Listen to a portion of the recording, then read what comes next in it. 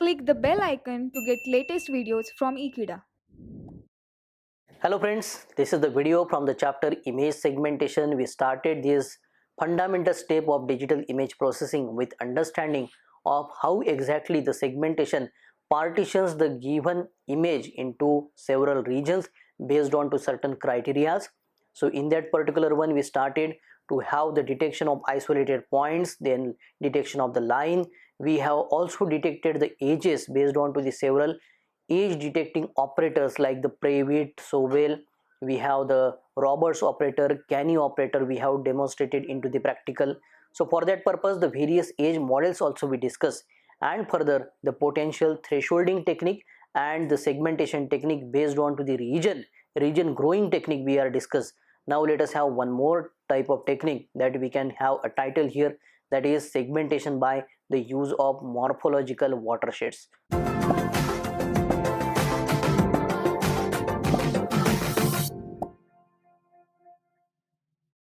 So here we start with our topic segmentation by morphological watersheds. So we have discussed the segmentation based on to the three principal concepts up till now in this chapter. That first one, detection of discontinuities.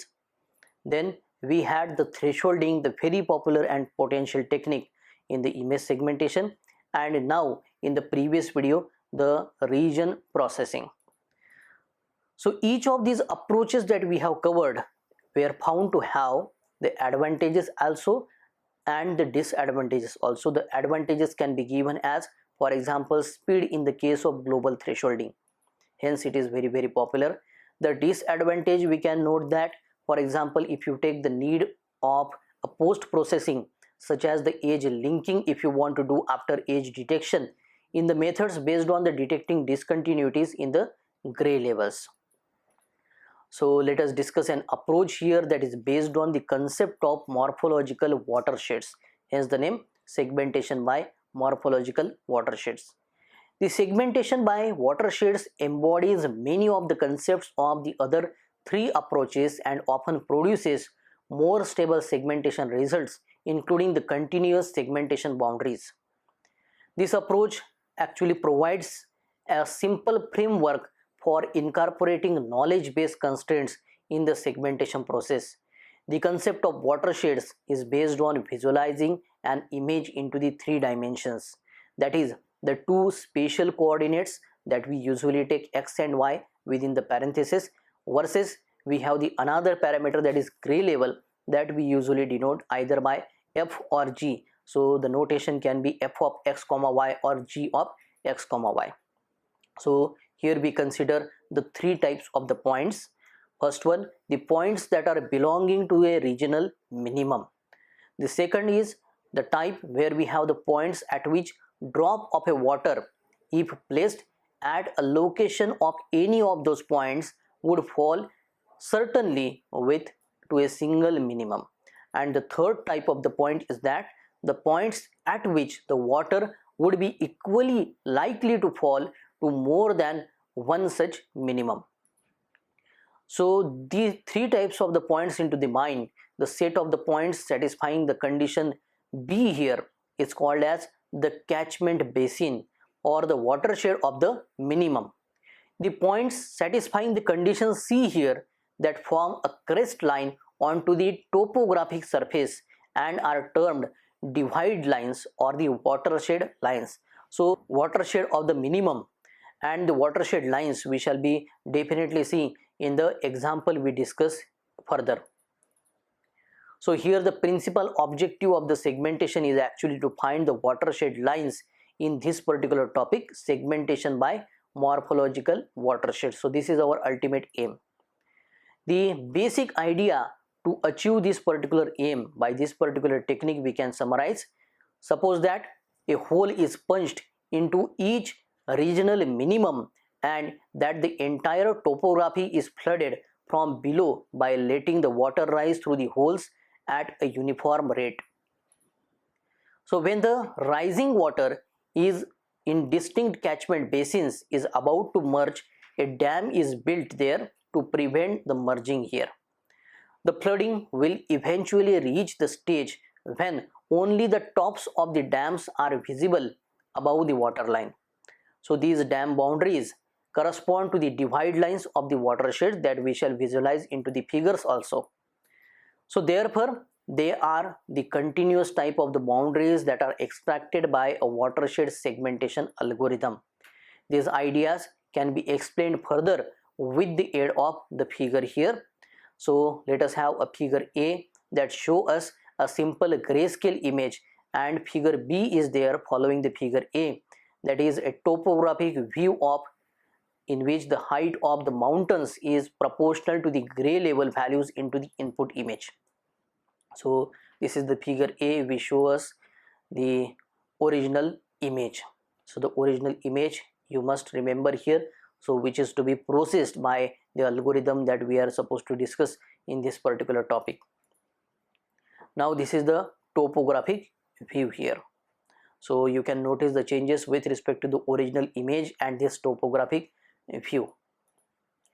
In order to prevent the rising water from spilling out through the edges of the structure, we imagine the perimeter of the entire topography, that is the image here. So this topography being enclosed by the dams of the height greater than the highest possible mountain. So its value is determined by the highest possible gray level value into the image data. Suppose that a hole is punched in the each regional minimum, so that is actually shown as a dark area into the figure B. We have visualized the topographic map, and that the entire topography is flooded from below by letting the water rise through the holes at a uniform rate. So now a figure C is there, the third one, that shows a first stage of flooding, where the water shown into the light gray has covered only the areas that correspond to the very dark background of the image. So this is the figure C that shows a stage of first flooding here. So you can see the levels of the water and the related details of the heights of the mountains here in this particular image. Now in the figure D that will be following this particular image, figure C, and further figure E also, we see that the water now has risen into the first and the second catchment basins respectively. So this is the figure D, this is the second stage of the flooding. So you can visualize this particular change right from figure C to that of the figure D here. And now here we have the result of further flooding obtained as a representation of the figure E. As the water continues to rise, it will eventually overflow from the one catchment basin into the another catchment basin. So the first indication of this particular situation can be shown with the help of figure F. So let us visualize the figure F, beginning of the merging of the water from the two catchment basins. A short dam that was built between them is there. So here water from the left basin actually overflowed into the basin onto the right, and a short dam that is consisting of the single pixels actually was built to prevent the water from merging at that level of flooding. The effect is actually more pronounced as the water continues to rise, as shown into the figure G. So let us have the figure G that shows us the longer dams. So this is the figure G at the final stage here, and this figure shows a longer dam between the two catchment basins and another dam in the top of that particular right basin. The latter dam was built to prevent the merging of the water from the basin with the water from areas corresponding to the background. This process is continued until the maximum level of flooding is reached. The final dam correspond to the watershed lines, which are the desired segmentation results. The result can be shown with the last figure, that is figure H here, as a dark 1 pixel thick path superimposed onto the original image. So this is the figure H showing us the final watershed segmentation line. See, most of the information we can extract with respect to the application that we have taken for the corresponding image here. So the watersheds, you can notice the watershed lines detection is the ultimate aim of this particular technique here. The watershed lines from a connected path and thus giving the continuous boundaries between the regions here. So here one of the principal applications of watershed segmentation is in the extraction of nearly uniform, that is blob-like objects from the background. So the regions characterized by small variations into the gray levels have small gradient values. Thus in practice we often see watershed segmentation applied to the gradient of the image rather than to image itself. Now let us address the dam construction with respect to the example that just now we discussed here. So we can carry forward our discussion for the dam construction. So it is based on the binary images here, which are actually the members of the two-dimensional integer space represented as z square. The simplest way is to reconstruct these dams separating the sets of the binary points is to use a morphological dilation. In the previous chapter we have covered the fundamental morphological processes like the dilation that we shall be using here. Along with that we have the knowledge of erosion, then the opening, closing, the hit or miss transformation also. It is also very popular with respect to that. So here we use the morphological dilation. The basics of how to construct dams using this dilation technique are illustrated with the help of the figure here. So here we have figure part A. Two partially flooded catchment basins are shown here at a stage of small n-1 of flooding. So you can notice the left hand side and right hand side, the two flooded catchment basins. So this is the partial condition here at the stage n-1, and this is the figure B that shows us the flooding at the stage n. So after n-1 we have the stage n that shows that the water has spilled out between the basins. So for the purpose of clarity, actually the water into the earlier stage has been shown with the dotted line here. So for clarity, water is shown in the white rather than the black color here. Now the figure A shows the portions of the two catchment basins at the flooding step n-1, and it followed a figure that just now we visualized that shows the result of the next step of the flooding at small n. The water has spilled from one basin into the another, and therefore a dam must be built to keep this from happening. So for the purpose of dam construction, we let capital M1, capital M2 to denote the sets of coordinates of the points into the two regional minima. Then let the set of coordinates of points into the catchment basin associated with these two minima at the stage n-1 of the flooding be denoted by C suffix n-1 of capital M1 and C suffix n-1 of capital M2 respectively. Let the union of these two sets can be denoted by capital C of n-1. There are two connected components into the figure A and only one connected component into the figure B that we have visualized. So this connected component encompasses the earlier two components that can be shown by the dashed line. The fact here is that the two connected components have become a single component, indicating that the water between the two catchment basins have been merged at the flooding stage n. So let this connected component we can be denoting by small q letter here. The two components from the stage that is n-1 can be extracted from this q by performing the simple AND operation.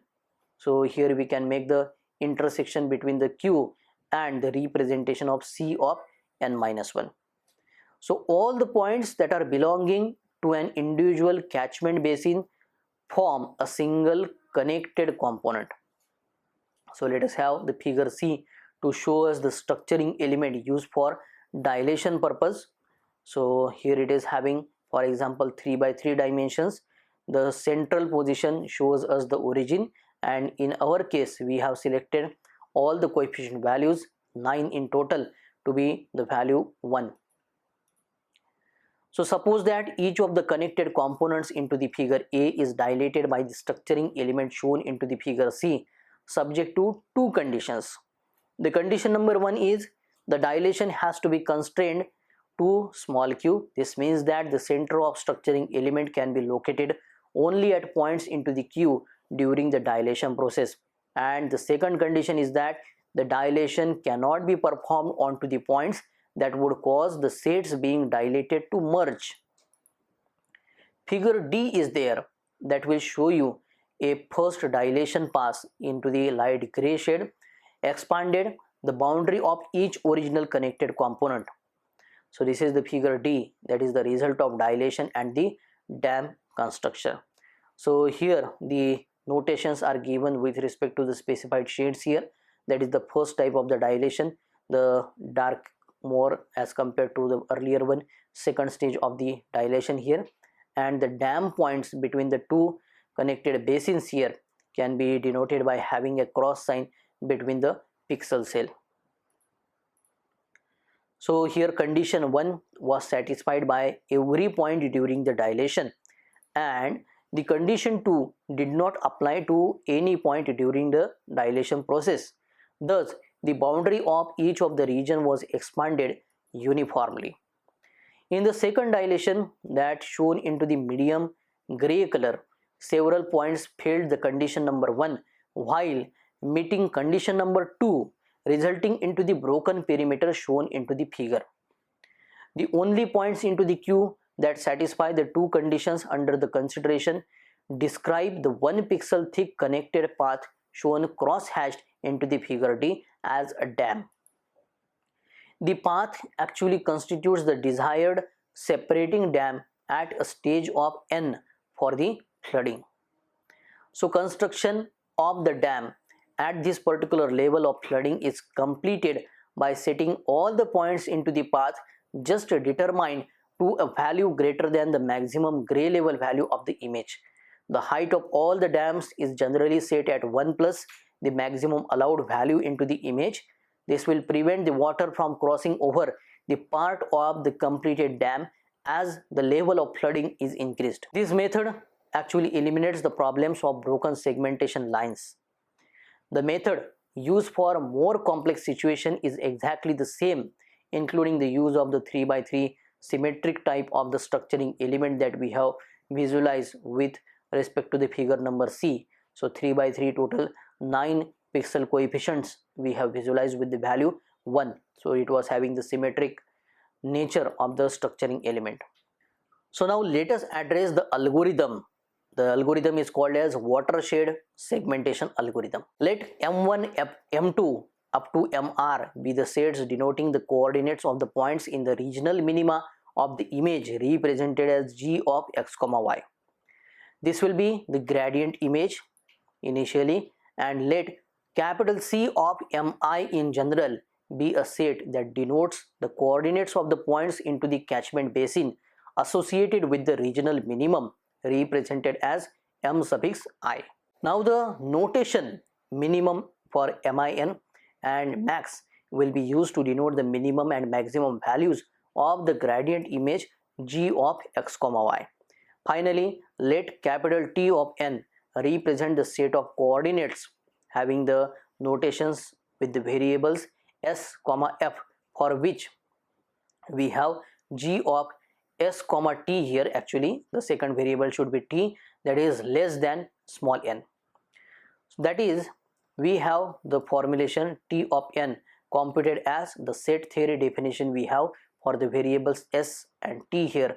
The condition is g of s, t should be less than n here. So this is the notation of the earlier stage. Geometrically, this particular T of n is the set of coordinates of the points into the g of x, y lying below the plane g of x, y is equal to small n. The topography will be flooded in the integer flood increments from n is equal to minimum plus 1 to n is equal to maximum plus 1. At any step of n, the flooding process, the algorithm needs to know the number of points below the flood depth. Let C suffix n of m suffix I denote the set of coordinates of points in the catchment basin associated with minimum represented m suffix I that are flooded at the stage small n. Cn of mi may be viewed also as a binary image. So it shall be given by the set theory representation that Cn of mi is actually the intersection of C of mi with that of T of n, that is set theory definition shown onto the earlier slide. So here Cn of mi is actually 1 at the location x comma y if f of we have the location x comma y that belongs to C of mi and xy that belongs to the capital T of n. Otherwise the Cn of mi will be equal to 0. Next, we let Cn to denote the union of the flooded catchment basins portion at the stage n. So the formulation can be C of n is equal to the union operation where the index factor I ranges from 1 to capital R is operating over Cn of mi. Then C of maximum plus 1 is the union of all the catchment basins that has been resulted as C of maximum plus 1 is equal to union operation index factor I ranging from 1 to R for C of m suffix I. The elements in both Cn of mi and T of n are never replaced during the execution of the algorithm, and that the number of elements in these two sets either increases or remains the same as small n increases. Thus, it follows that capital C of n minus 1 is a subset of C of n. C of n is a subset of T of n, so that it follows that we have C of n minus 1 is a subset of T of n here. That is, each connected component of C of n minus 1 is contained in exactly one connected component of capital T of n here. The algorithm for finding the watershed lines is actually initialized with C of minimum plus 1 is equal to T of minimum plus 1. The algorithm then proceeds recursively, assuming that at step n that C of n minus 1 has been constructed. A procedure for obtaining C of n from C of n minus 1 can be given as follows. So in this particular procedure, we let capital Q to denote the set of connected components into capital T of small n. Then for each of the connected component that has Q belonging completely to capital Q of n, there are three possibilities. Possibility number 1 can be given with the small a, that Q intersection with C of n minus 1 is empty. Second possibility given by B is that Q intersection with capital C of n minus 1 contains one connected component of capital C of n minus 1. And the last possibility, that is possibility C, is small q intersection with C of n minus 1 contains more than one connected component of capital C of n minus 1. So the construction of C of n from the C of n minus 1 depends on which of these three conditions holds true. The condition A, the first one, that occurs when a new minimum is encountered, in which case the connected component small q is incorporated into capital C of n minus 1 to the form capital C of n here. The condition B is there, the second one, that occurs when q lies within the catchment basin of some regional minimum, in which case small q is incorporated into capital C of n minus 1 to form capital C of n. Condition C, the last one, occurs when all or a part of a ridge separating two or more catchment basins is encountered. Further, flooding would cause the water level in these catchment basins to merge. Thus, a dam must be built within Q to prevent overflow between the catchment basins. Algorithm efficiency that we have discussed regarding is improved by using the only values of small n that correspond to existing gray level values into the gradient image G of x, y. we can determine these particular values as well as the values of the minimum and maximum also from the obtaining histogram of this gradient image g of x comma y. So let us take one example. Here we consider the image and its particular gradient that are subsequently shown with the help of figures small a and figure small b respectively. So this is the figure A that shows you the image of blobs. So this is the input image of blobs, and we have the image gradient of the corresponding image A here that can be represented like this. Now application of the watershed algorithm yielded the watershed lines which are denoted as the white paths here for the gradient image shown into the figure C. So figure C is watershed lines. So these are the white lines denoted as the watershed lines here. Now these segmentation boundaries are shown superimposed onto the original image into the figure D as well. So figure D can be given as watershed lines onto the superimposed onto the original image. So this is the final figure D that we obtain.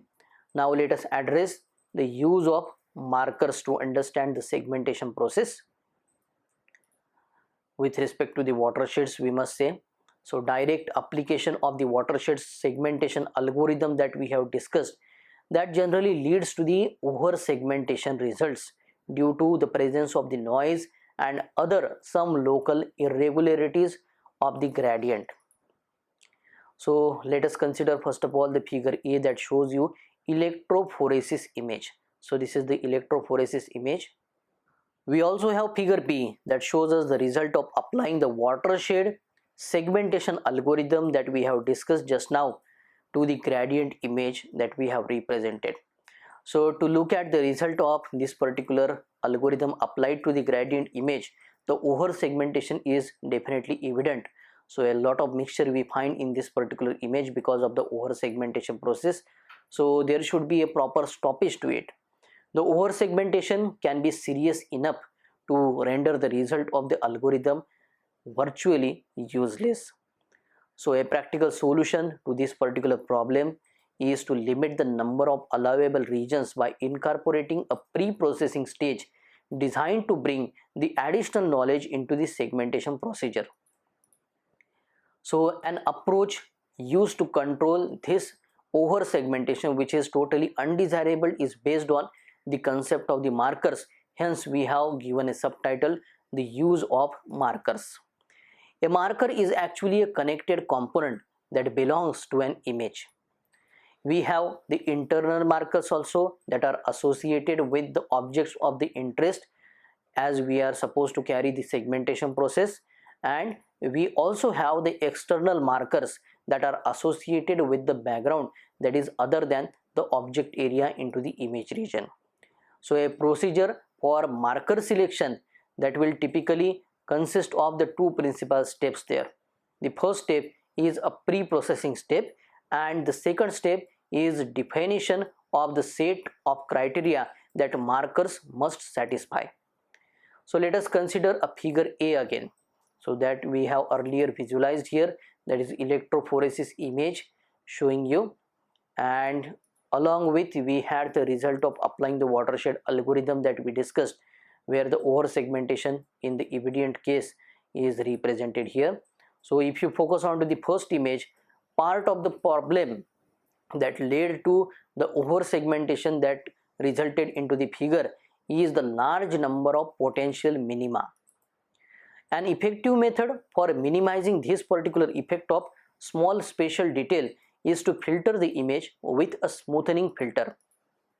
Suppose that we define an internal marker in the case that first of all we have a region that is surrounded by the points of the higher altitude, and secondly such that the points into the region form a connected component, and at the third in which all the points in the connected component have the same gray level value.